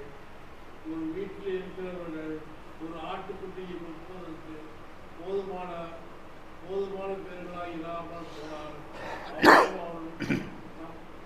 சமீபத்தில் இருக்கிற அவருடைய அயல் வீட்டுக்காரர்களும் தங்களிடத்தில் உள்ள ஆத்துமாக்களின் ஒரு ஆட்டுக்குட்டியை தெரிந்து கொள்ள வேண்டும். அவர்களுடன் புதுப்புக்கு தக்கதாக ரக்கம் பார்த்து ஆட்டுக்குட்டியை தெரிந்து கொள்ள வேண்டும். அந்த ஆட்டுக்குட்டி பழுதற்றதும் ஆணும் ஒரு வயது முதலுமாய் இருக்க வேண்டும். செம்மறி ஆடுகள் இல்லாவது வெள்ளாடுகள் இல்லாவது அதை தெரிந்து கொள்ளலாம். அதை இந்த மாதம் 14ஆம் தேதி வரைக்கும் வைத்திருந்து இஸ்ரவேல் சபையின் ஒவ்வொரு கூட்டத்தாரும் சாயங்காலத்தில் அதை அடித்து அதன் இரத்தத்தில் கொஞ்சம் எடுத்து தாங்கள் அதை புசிக்கும் வீட்டு வாசல் நிலைக்கால்களில் இரண்டிலும் நிலையின் மேற்சட்டத்திலும் எடுத்து அன்று ராத்திரியிலே அதன் மாம்சத்தை நெருப்பினால் சுட்டு புளிப்பில்லா அப்பத்தோடு கசப்பான கீரையோடும் அதை புசிக்க கடவர்கள். பச்சையாயும் தண்ணீரில் அவிக்கப்பட்ட செய்யப்பட்டதாயும் அல்ல, அதன் தலையையும் அதன் தொடைகளையும் அதற்குள்ள யாவையும் ஏகமாய் நெருப்பினால் சுட்டதாய் அதை புசிப்பீர்களாக. அதிலே ஒன்றையும் விடிய காலம் மட்டும் மீதியாக வைக்காமல் விடிய காலம் மட்டும் அதிலே மீதியாய் இருக்கிறதை அக்கினியால் சுட்டெரிப்பீர்களாக. அதை புசிக்க வேண்டிய விதமாவது, நீங்கள் உங்கள் அறைகளில் கச்சை கட்டிக்கொண்டு உங்கள் கால்களில் பாதரட்சை தொடுத்துக் கொண்டும் உங்கள் கையில் தடி பிடித்துக் கொண்டும் அதை தீவிரமாய் புசிக்க தருவீர்கள். அது கர்த்தருடைய பஸ்கா. ஓகே, அது அப்படியே 22 வரைக்கும் பாருங்க. அதுல அந்த ராத்திரியிலே நான் எகிப்து தேசம் எங்கும் கடந்து போய் எகிப்து தேசத்தில் உள்ள மனிதர் முதல் மிருக ஜீவன்கள் மட்டும் முதற் பேராய் இருக்கிறவைகளை எல்லாம் மதம் பண்ணி எகிப்து தேவர்களின் மேல் நீதியை செலுத்துவேன். நானே கர்த்தர். நீங்கள் இருக்கும் வீடுகளில் அந்த ரத்தம் உங்களுக்காக அடையாளமாய் இருக்கும். அந்த ரத்தத்தை நான் கண்டு உங்களை கடந்து போவேன். நான் எகிப்து தேசத்தை அழிக்கும் போது அழிக்கும் வாதை உங்களுக்குள்ளே வராதிருக்கும். அந்த நாள் உங்களுக்கு கூடுதலான நாளா இருக்க கடவுள். அதை கர்த்தருக்கு பண்டிகையாக ஆசரிப்பீர்களாக. அதை உங்கள் தலைமுறை தோறும் நித்திய நியமமாக ஆசரிக்க கடவீர்கள். புளிப்பில்லா அப்பத்தை 7 நாளும் புசிக்க கடவீர்கள். முதலாம் நாளில் தானே புளித்த மாவை உங்கள் வீட்டுகளில் இருந்து நீக்க வேண்டும். முதலாம் நாள் தொடங்கி 7ஆம் நாள் வரைக்கும் புளித்த அப்பம் புசிக்கிறவன் எவனோ அந்த ஆத்மா இஸ்ரவேலில் இருந்து அறுப்புண்டு போவான். போதுமானது. 22ஆம் வசனம் வந்துச்சா? ஈசோப்பு கொழுந்துகளின் கொத்தை எடுத்து கிண்ணியில் இருக்கும் இரத்தத்தில் தோய்த்து அதில் இருக்கும் அந்த இரத்தத்தை வாசல் நிலைக்காலின் மேற்சட்டத்திலும் வாசலின் நிலைக்கால்கள் 2லும் தெளியுங்கள். விடிய வரைக்கும் உங்களில் ஒருவரும் வீட்டு வாசலை விட்டு புறப்பட வேண்டாம். போதுமானது. என்னங்க இது படிக்கிறதுக்கு 1/2 மணி நேரம் ஆகிப்போச்சு. இது ஏன் இவ்வளோ பெரிய இஸ்ரேல் ஜனங்களை வந்து மோசே சொல்லிட்டாரு, ஒரு வாதையை கொடுக்குறாரு.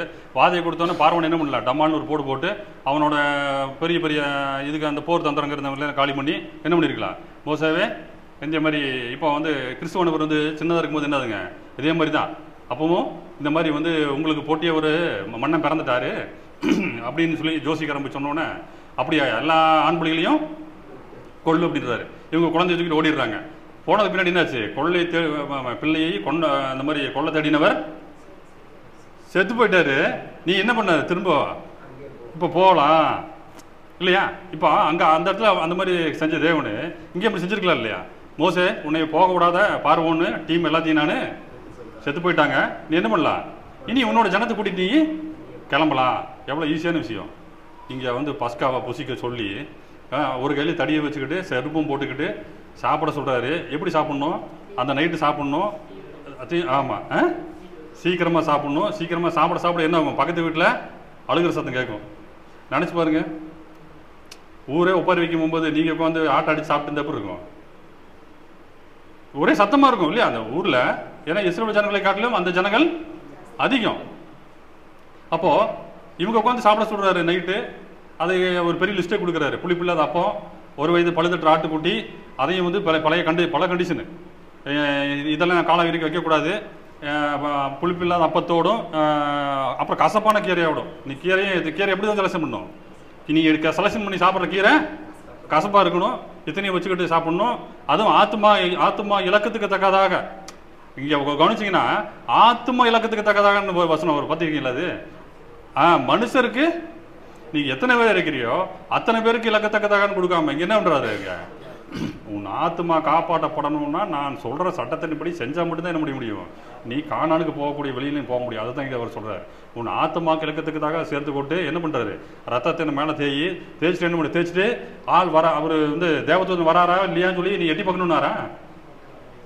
விடியற் காலம் வரைக்கும் எவனும் வெளியே வரக்கூடாது, நான் கடந்து போகிற வரைக்கும் வரக்கூடாது. இந்த சட்டத்தின்படி செஞ்சதுனால தான் என்னாச்சுங்க, இஸ்ரவேல் ஜனங்கள் காக்கப்பட்டார்கள்.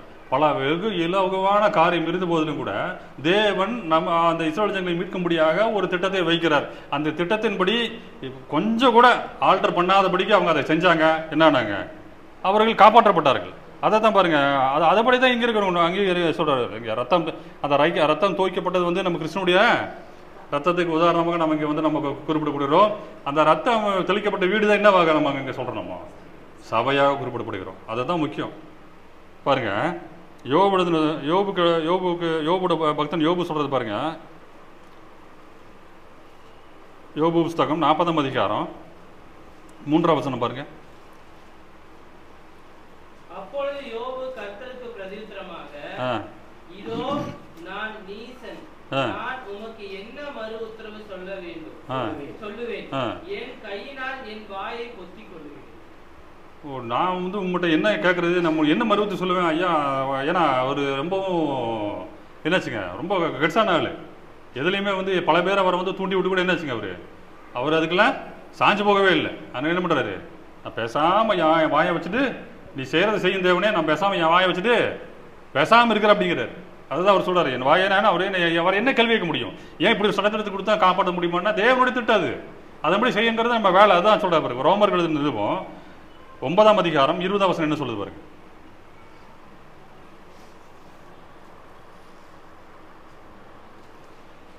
ரோமர்கள் நிருபம் 9ஆம் அதிகாரம் 20ஆம் வசனம். மனுஷனே, தேவனோடு எதிர்த்து தர்க்கிக்கிற நீ யார்? உருவாக்கப்பட்ட வஸ்து உருவாக்கினவனை நோக்கி, நீ என்னை ஏன் இப்படி உண்டாக்கினாய் என்று சொல்லலாமா? மதியிட்ட ஒரு ஒரே களிமண்ணினாலே குயவன் ஒரு பாத்திரத்தை கனமான காரியத்துக்கும் ஒரு பாத்திரத்தை கனவீனமான காரியத்துக்கும் பண்ணுகிறதற்கு மண்ணின் மேல் அவனுக்கு அதிகாரம் இல்லையோ? போதுமானது. இப்போ தேவனுக்கு என்ன அதிகாரம் இருக்குங்க? அவரு சட்டத்திட்டத்தை கொடுத்துருக்கு, அவருக்கு அதிகாரம் இருக்கு. அதை செய்ய வேண்டியதுதான் நம்மளுடைய வேலை. அவரோட எதிர்த்து வழக்காடுவதற்கு நாம் தகுதியானவர்கள் அல்ல அப்படிங்கிறத அதை தேவனை குறிப்பிடுகிறாரு. அப்போ அவங்க அந்த தேவன் சொன்ன அந்த பஸ்காவை சரியாக ஆசரித்து வீட்டுக்குள்ள யாரெல்லாம் இருந்தார்களோ அந்த வீட்டுக்குள்ள இருந்தவர்கள் மட்டும்தான் என்ன ஆனுங்க, காக்கப்பட்டார்கள். அதை தான் தேவனுங்க நமக்கு தெளிவுபடுத்திக்கிறார். பாரு 1 கொரிந்தியர் 2ஆம் அதிகாரம் 16ஆம் வசனம் என்ன சொல்லுது பாருங்க.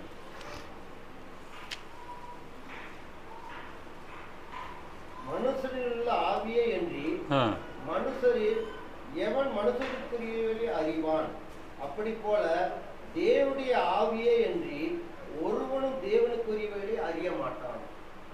அவரோட சட்டத்திட்டங்களை அவருடைய அவனாதி தீர்மானத்தில் வச்சுக்கிற காரியங்களை நமக்கு அறிய முடியாது. அதை தான் சொல்றாரு அவர். நான் உனக்கு சட்டத்திட்டங்களை கொடுத்துருக்கேன், அதை நீ ஃபாலோ பண்ணுங்கிறாரு. அப்படி ஃபாலோ பண்ண படிச்சதெல்லாம் நாம் என்ன பண்ண முடியுங்க, காக்கப்பட முடியும். வீட்டுக்குள்ள இருந்தவர்கள் மட்டும்தான் ரட்சிக்கப்பட்டார்கள். அதே போல இன்னைக்கு என்னதுங்க, தேவனுடைய சட்டத்திற்கு உட்பட்டு கிறிஸ்துவுக்கு சபைக்குள்ளாக இருக்கிறவர்கள் மட்டும்தான் எப்படி பண்ணுவாங்க, காக்கப்படுவார்கள். அதை தான் தேவனுங்க சொல்லுகிறாரு. ஓகே சரி. இப்போ கிறிஸ்துவ காலத்தில் வந்து ஒரு சட்டத்திட்டத்தை கொடுக்குறாரு. என்னென்னு கொடுக்குறாரு, பவுல் வந்து தீமோத்தேயுக்கு எழுதும்போது ஒரு அழகான ஒரு வார்த்தை கொடுக்குறாரு. 1 தீமோத்தேயு 2ஆம் அதிகாரம் 4ஆம் வசனம் பாருங்க. 1 தீமோத்தேயு 2:4. எல்லா மனுஷரும் ரட்சிக்கப்படவும் சத்தியத்தை அறிகிற அறிவை அடையவும் அவர் சித்தமுள்ளவராய் இருக்கிறார். ஓகே, எனக்கு இங்க என்ன சொல்றாரு, எல்லா மனுஷரும் ரட்சிக்கப்படணும் அப்படிங்கிறதா தேவனுடைய விருப்பம்னு சொல்றாரு. சரி, ரட்சிப்பு எப்படி கிடைக்கும்? அது ஒரு காரணம் இல்லையா? எல்லாரும் ரட்சிக்கப்பட தேவன் விரும்பினாரு. ரட்சிப்பு எப்படி கிடைக்கும்? அதையும் வந்து அவருடைய 2வது நிருபத்தில் அவர் கொடுக்குறாரு தீமோத்தேயுக்கு. 2 தீமோத்தேயு 2ஆம் அதிகாரம் 10ஆம் வசனம் பாருங்க.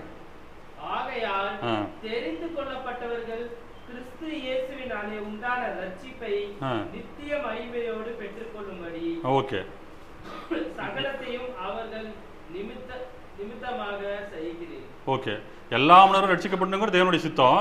சரி, அந்த ரட்சிப்பு யார் மூலமா வருது அப்படிங்கிறாரு இங்க தீமோத்தேயுக்கு எழுதும்போது, கிறிஸ்து இயேசுவினால் உண்டான ரட்சிப்பு அப்படிங்கிறார். அப்ப கிறிஸ்து இயேசுவினால் அவரால் மட்டும்தான் நம்ம என்ன பண்ண முடியுங்க, ரட்சிக்க முடியும். வேற புனிதர்களால ரட்சிக்க முடியாதா? முடியாது. ஏன்னா தேவன் நமக்கு அப்படி ஒரு சட்டத்திட்டத்தை கொடுக்கல. இயேசுவினால் மட்டும்தான் நமக்கு ரட்சிப்பு அப்படிங்கிறார். சரி, இது எப்படி? சரி, இயேசுவினால ரட்சிப்பு எப்படி அந்த ரட்சிப்பு நமக்கு விடுது பாருங்க. பேதுரு வந்து அவருடைய பிரசங்கத்தில் வந்து ஆதியில் ரொம்ப தீவிரமாக செஞ்ச சமயத்தில் சொல்றாரு. அப்போ சொல்ற 4ஆம் அதிகாரம் 12ஆம் வசனம் என்ன சொல்லுது பாருங்க.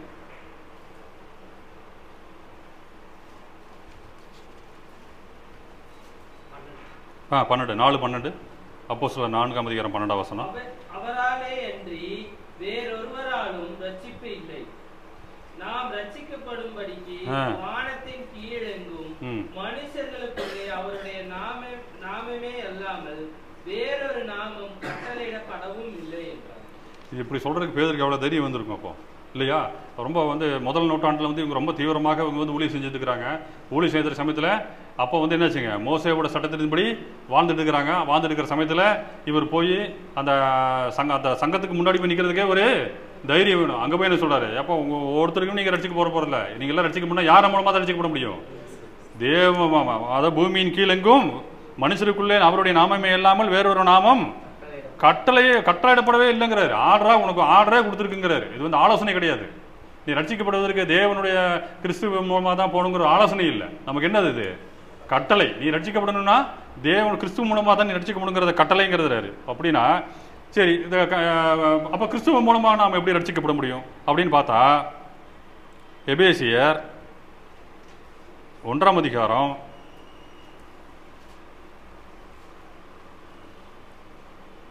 21, 23 பாருங்க. அவரை உன்னதங்களில் நம்முடைய வலது பாதத்தில் உட்காரும்படி செய்து எல்லாவற்றையும் அவருடைய பாதங்களுக்கு கீழ்ப்படுத்தி எல்லாவற்றையும் எல்லாவற்றாலும் நிரப்புவதனுடைய நிறைவாகிய சரீரமான சபைக்கு அவரை எல்லாவற்றிற்கும் மேலான தலையாக தந்துள்ளார். போதுமானது. எந்த சபைக்குங்க? சரீரமான சபைக்கு அவரை எல்லாவற்றுக்கும் மேலாக பாருங்க, எல்லாவற்றையும் அவருடைய பாதங்களுக்கு கீழ்ப்படுத்தி எல்லாவற்றையும் எல்லாவற்றாலும் நிரப்புகளுடைய நிறைவாகிய சரீரமான சபைக்கு. அப்போ இந்த சபைக்கு இது சபைங்கிற பேரு. இந்த சபைக்கு ஒரு சரீரம் இருந்தா அது யாராவா இருப்பாரு? அவ்வளவுதான். அப்போ கிறிஸ்துவுக்குள்ள நமக்கு ரட்சிப்பு அப்படின்னா எதுக்குள்ள இருந்தா தான் ரட்சிப்பு? சபைக்குள்ள இருந்தா தான் ரட்சிப்பு. அதை தான் அவர் சொல்றாரு. சரீரமான சபைக்கு அவரை எல்லாவற்றுக்கும் மேலாக தந்தளினார். முதல்ல எல்லாரும் ரட்சிக்கப்படணும்னு விரும்புவோம். கிறிஸ்து மூலமாக தான் ரட்சிப்பு. அப்போ அந்த கிறிஸ்து மூலமாக ரட்சிப்புன்னா அந்த கிறிஸ்து எங்கே இருக்காருன்னு பார்த்தா அவருடைய சரீரமான சபைக்கு அவரை தலையாக தந்துடலாங்கிறாரு. அப்போ அவர் சரீரம் அந்த சபைக்கு யாரோட சரீரத்துக்கு ஒப்பிடப்படுகிறது? கிறிஸ்துவனுடைய சரீரத்திற்கு ஒப்பிடப்படுகிறது. அப்போ நாம் இந்த சரீரத்திற்குள்ள இருந்தால் மட்டும்தான் நாம் ரட்சிக்கப்பட முடியும் அப்படிங்கிறத அதை சொல்றாரு. ஏன் அப்படின்னா, அது எப்படிங்க நமக்கு வரும் அப்படின்னு சொல்லி ஒரு டவுட் வரும் இல்லையா? எப்படி கிறிஸ்து இருக்கு, அங்கே இருக்கிறாரு, அவருடைய சரீரம் இதுங்கிறீங்க எப்படி அப்படின்னா, யாருக்கு ஒருத்தருக்கு இப்போ நம்ம சரீரத்தில் இருக்கோம். சரீரத்தில் உங்களுக்கு நம்மளை யாராவது கில்லவோ இல்லை ஏதோ நம்மளை குத்தனா நமக்கு என்ன பண்ணுங்க? வலிக்குமா இல்லையா? அதுதான் கிறிஸ்துவுக்கு நடந்தது. எப்படி எந்த சமயத்தில் நடந்தது? நம்ம பவுல் ஆதியில் என்ன பண்ணுறாருங்க, கிறிஸ்தவனுக்கு பேரை காட்டாவே அவருக்கு அலர்ஜி. கொல்லும்படியாக தமஸ்கு பட்டணத்துக்கு நிருபலி வாங்கி கொண்டு வேகமாக போறாரு. போற சமயத்தில் என்ன சம்பவம் நடந்தது? அப்போஸ்தலர் 9ஆம் அதிகாரம் 4ஆம் வசனம் பாருங்க. அப்போஸ்தலர் 9:4. அவன் தரையிலே விழுந்தான். அப்பொழுது சவுலே சவுலே நீ என்னை ஏன் துன்பப்படுத்துகிறாய் என்று தன்னுடனே சொல்லுகிற ஒரு சத்தத்தை கேட்டான். அதற்கு அவன், ஆண்டவரே நீர் யார் என்றான். அதற்கு கர்த்தர், நீ துன்பப்படுத்துகிற இயேசு நானே. முள்ளிலே உதைக்கிறது உனக்கு கடினமாம். பவுலை யாரை துன்பப்படுத்துறாரு? பவுல் தமஸ்கு நிருபத்தில் வாங்கிட்டு போகும்போது கிறிஸ்து இல்லை. அவர் என்னாச்சுங்க, மரித்து உயிர் தெளிந்து போயிட்டாரு. அப்ப எப்படி இவர் கிறிஸ்து ஏன் சொல்லணும்? ஏன் என்ன துன்பப்படுத்துற? ஏன் இவர் சொல்லணும்? என்னோட சரீரம் தான் சபைங்கிறார். ஏன்னா நம்மளோட சரீரத்தை நம்ம துன்பப்படுத்த நமக்கு என்ன வரும்? நம்ம கோபம் வரும் இல்லையா? நம்மளை யாராவது என்ன பண்ணாங்க நமக்கு கோபம் வரும். அதை தான் அவர் கிறிஸ்துவனாக தான் சொல்றாரு. இப்போ என்னோட சரீரமாக தான் அந்த சபை இருக்கு, அந்த சபையை நீ ஏன் போய் துன்பப்படுத்துங்கிறாரு. இது யார் சொன்னா? ஏசு கிறிஸ்துவ சொல்றாரு. ஏசு கிறிஸ்துவ சொல்றாரு, எப்ப என்னோட சபை அது, என் சபையில் இருக்கிறவங்க நீ துன்பப்படுத்தினா என்ன துன்பப்படுத்துற மாதிரிங்கிறாரு. அப்ப நமக்கு ரட்சிப்பு எங்க? சபைக்குள்ள இருந்தா மட்டும்தான் நாம காக்கப்பட முடியும். அதை தான் சொல்றாரு. நீ சபைக்குள்ள இருந்தா மட்டும்தான் காக்கப்பட முடியும். அதுக்காக தான் என்ன பண்றாரு? அவர் சட்டத்தோடு கொடுக்குறாரு. வாரந்தோறும் அப்பம் பிற்கத்திலும் சபை கூடி வருவதிலும் விட்டு விடாதுங்கிறார். அந்த சட்டத்திட்டத்தை நம்ம ஃபாலோ பண்ணா மட்டும்தான் என்ன பண்ண முடியும்? நம்ம காக்கப்பட முடியும். அப்போஸ்தலர் 22ஆம் அதிகாரம் 4ஆம் வசனம் என்ன சொல்லுது பாருங்க.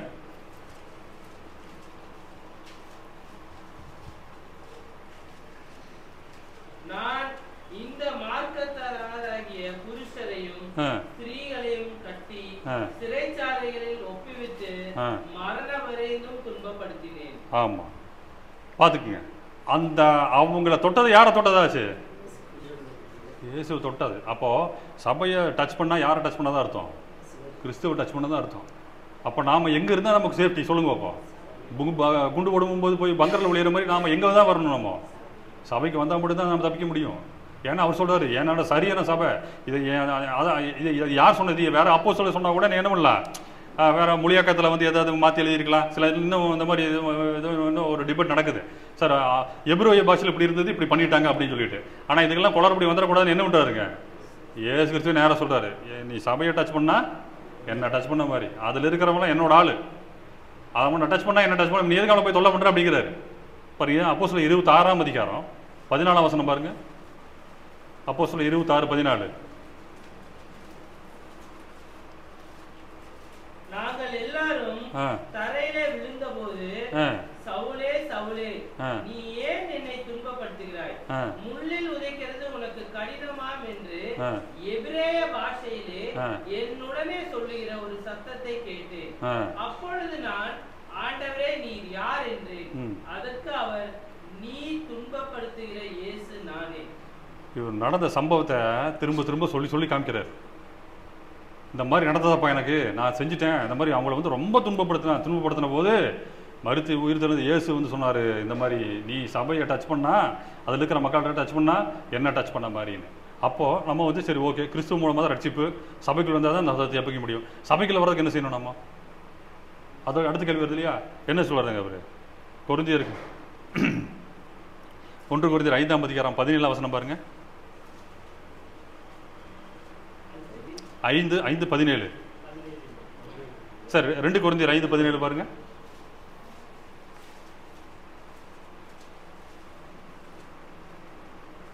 இப்படி இருக்க ஒருவன் கிறிஸ்துவுக்குள் இருந்தால் புது சிருஷ்டியாய் இருக்கிறான், பழையவைகள் ஒழிந்து போயின, எல்லாம் புதிதாயின. அப்போ கிறிஸ்துவுடைய சட்ட திட்டத்தை ஏற்றுக்கொள்கிறவன் கிறிஸ்துவுக்குள்ளாக ஆயிடுறான். கிறிஸ்துவுக்குள்ளாக ஆறவர் எப்படி ஆயிடுறாமா? புது சிருஷ்டி ஆயிடுறான் அப்படிங்கிறாரு. ஓகே, இப்போ இதுக்கு ரிலேட்டடாக ஒரே ஒரு வார்த்தை கொஞ்சம் கடினமாக தான் இருக்கும், கொஞ்சம் புரிஞ்சுக்கொள்ளுங்க. சரி ஓகே, அப்போ நம்ம கிறிஸ்துக்குள்ளாக இருக்கணும்னு என்ன பண்ணுறாருங்க? இங்கே வெளிப்படுகிறாரு. கிறிஸ்துக்குள்ளாக இருந்தால் நம்ம என்ன பண்ணலாம்? கிறிஸ்து நம்மளே வந்து சபைக்குள்ள வரணும் அப்படின்னா கிறிஸ்துக்குள்ளாக நம்ம இருக்கணும் இல்லையா? அப்போ கிறிஸ்துக்குள்ளாக இருக்கணும் அப்படின்னா என்ன பண்ணணும்? ரோமர் 6ஆம் அதிகாரம் 4ஆம் வசனம் பாருங்க.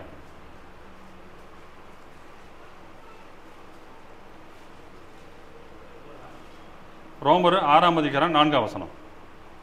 மேலும் பிதாவின் மகிமையினாலே கிறிஸ்து மரித்தோரிலிருந்து எழுப்பப்பட்டது போல நாமும் புதிதான ஜீவனுள்ளவர்களாய் நடந்து கொள்ளும்படிக்கு அவர்கள் மரணத்திற்குள்ளாக்கும் ஞானஸ்தானத்தினாலே கிறிஸ்துவுடனே கூட அடக்கம் பண்ணப்பட்டோம். அப்போ இங்க என்ன சொல்றாருங்க? புதிதான ஜீவனுள்ளவர்களாய் நடந்து கொள்ளும்படிக்கு அவருடைய மரணத்துக்குள்ளாகும் ஞானஸ்தானத்தினாலே கிறிஸ்துவனோட கூட நாம அடக்கம் பண்ணப்பட்டோம் அப்படின்னு. அப்போ அந்த அந்த ஞானஸ்தானங்கிறது என்னதுங்க? நமக்கு கிறிஸ்துவனோட கூட நாமும் பாவத்துக்கு மரித்து அடக்கம் பண்ணப்பட்டதை குறிப்பிடப்படுகிறார். அப்படி பாவத்துக்கு மரித்து அடக்கம் பண்ணப்பட்ட பின்னாடி நம்ம எப்படி நடந்து கொள்ளணுமாமா? புதிதான ஜீவனுள்ளவர்களாய் நீங்க நடந்து கொள்ளுங்க அப்படிங்கறது சொல்றாரு. ஓகே, புதிதான ஜீவனாய் நம்ம நடந்து கொள்கிறோம் அப்படின்னு வச்சுக்கோங்க. அது எப்படி நடந்து கொள்கிறோம்? அப்ப என்ன நடக்கும்? அடுத்தது சொல்றாரு ஒரு கலாத்திற்கு எழுதின நிருபம் 3ஆம் அதிகாரம் 7ஆம் வசனம் பாருங்க.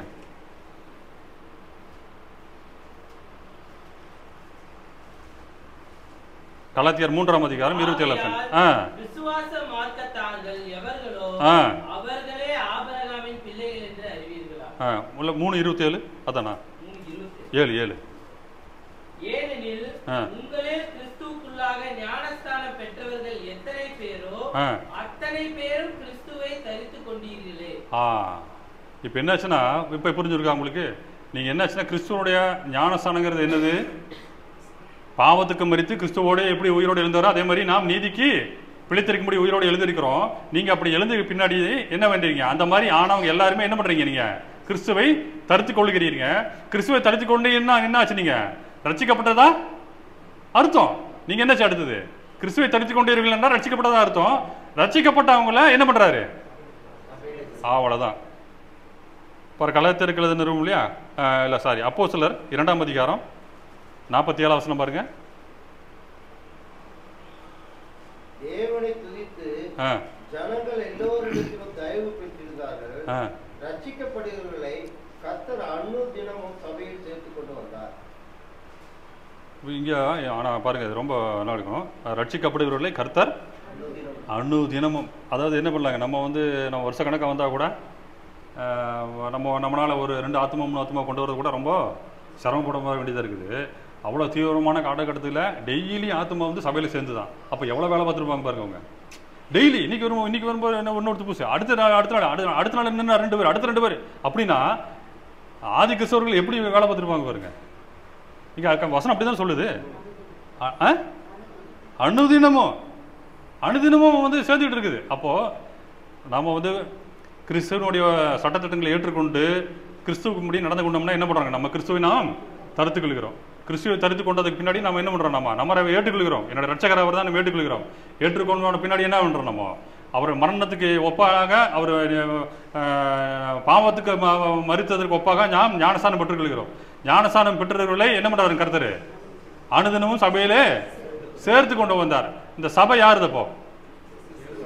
இயேசு கிறிஸ்து. அப்போ முடிவு உறுதியும் இதிலே நிலை நிற்கவும் தான் யாரு ரட்சிக்கப்படுவான்னு விஷயம் சொல்றது இல்லையா?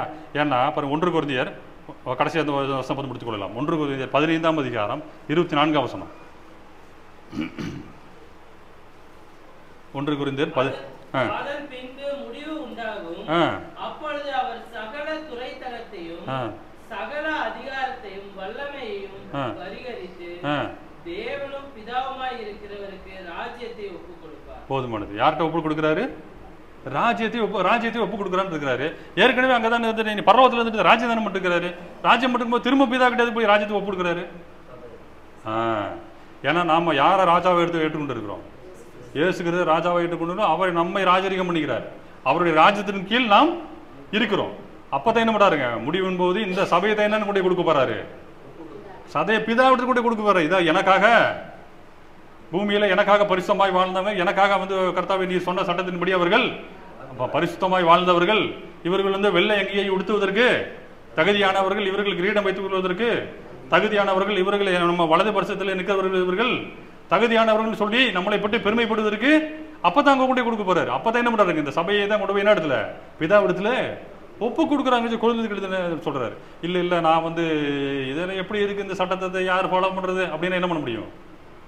வேலைக்குள் இருந்தவர்கள் தான் காப்பாற்றப்பட்டார்கள், வீட்டுக்குள் இருந்தவர்கள்லாம் காப்பாற்றப்பட்டார்கள்.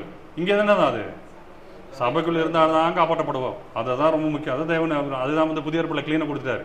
எல்லாரும் ரட்சிக்கப்படணும் தேவனுக்கு ஆசை தான். ஆனால் என்னாச்சுங்க, கிறிஸ்துவனோட உபதேசத்தை ஏற்றுக்கொள்கிறவர்கள் கிறிஸ்துவை ஏற்றுக்கொள்கிறார்கள். கிறிஸ்துவை ஏற்றுக்கொண்டவன் என்ன பண்ணுறாருங்க, அவருடைய மரணத்தை சாவுக்கு வந்து சரி பாவத்துக்கு மறிக்கும்படியாக ஞானஸ்தானத்திலே பெற்றுக்கொள்கிறார்கள். ஞானஸ்தானம் பெற்றவரை ரட்சிக்கப்படுகிறார்கள். ரட்சிக்கப்படுகிறவர்களை கர்த்தர் அனுதினமும் சபையிலே சேர்த்து கொண்டு வருகிறார். அந்த சபை தான் சரீரமாக கிறிஸ்துவின் சரீரமாகிய சபை. அந்த ராஜ்யத்தை தான் யார்கிட்ட கொண்டு கொடுக்க போறாரு? பிதாட்ட கொண்டு கொடுக்குறாரு. அப்போ என்னன்னா, நாம் இது இருக்கும் வரைக்கும் தான் காப்பாற்றப்படுவோம். இதுலேருந்து வெளியே போயிட்டோம்னா, இல்லை நான் வந்து மழை போயிட்டு நான் முடிஞ்ச மழை மேலே நின்றுக்கிறேன், இல்லை அவர் வரட்டும் நான் வீட்டுக்கு வெளியே நின்னேன்னா அப்படி நின்று என்ன இருப்பாங்க அவங்க? கிறிஸ்துவ சட்டத்தின்படி நோவாவை வந்து எல்லப்பா பேழைக்குள்ள வான்னு சொல்லி பேழைக்குள்ள வராதனால என்ன போயிட்டான்? செத்து போயிட்டான். எப்போ இந்த மாதிரி செய்யி, இன்னைக்கு நைட்டு தேவதை தான் வரான், இந்த ரத்தத்தை எடுத்து நாட்காலில் தேய், விடியற வரைக்கும் வீட்டுக்குள்ள வராத, இந்த பஸ்கா புளிப்பில்லாத கீரை சாப்பிடு, நான் சொல்ற வரைக்கும் வெளியே வராத அப்படின்னு சொல்லியும் கேட்காம வெளியே வந்தாலும் என்ன பண்ணியிருப்பாங்க? செத்து போயிருப்பாங்க. இதாப்பா கிறிஸ்துவன் சபையில தான் சமைச்சிருக்காரு, ரட்சிப்பு இங்கே தான் இருக்குது, இதை தான் பிதாவிடத்துல கொண்டு போக போறாரு அப்படின்னு நமக்கு சொல்லியிருக்காரு. இல்ல நான் வந்து இன்னொன்று அங்கே இருக்கேன், அங்கே போறேன் இங்கே போறேன் அப்படின்னு போனா என்ன ஆகும்? அவ்வளவுதான். இது உங்க முடிவு உங்ககிட்டே விடுறேன். எனவே தேவன் சில சட்டத்திட்டங்களை சில காலகட்டத்தில் வச்சிருக்கிறார். அதை ஃபாலோ பண்ண முடிச்சதெல்லாம் நாம் தப்பிக்க முடியும். அதே தேவன் உணர்த்திக்கிறார். இந்த வார்த்தைகளை கொடுத்த தியானிக்கின்ற தேவன் கொடுத்த நேரத்திற்காக தேவனுக்கு நன்றி செலுத்துவோம்.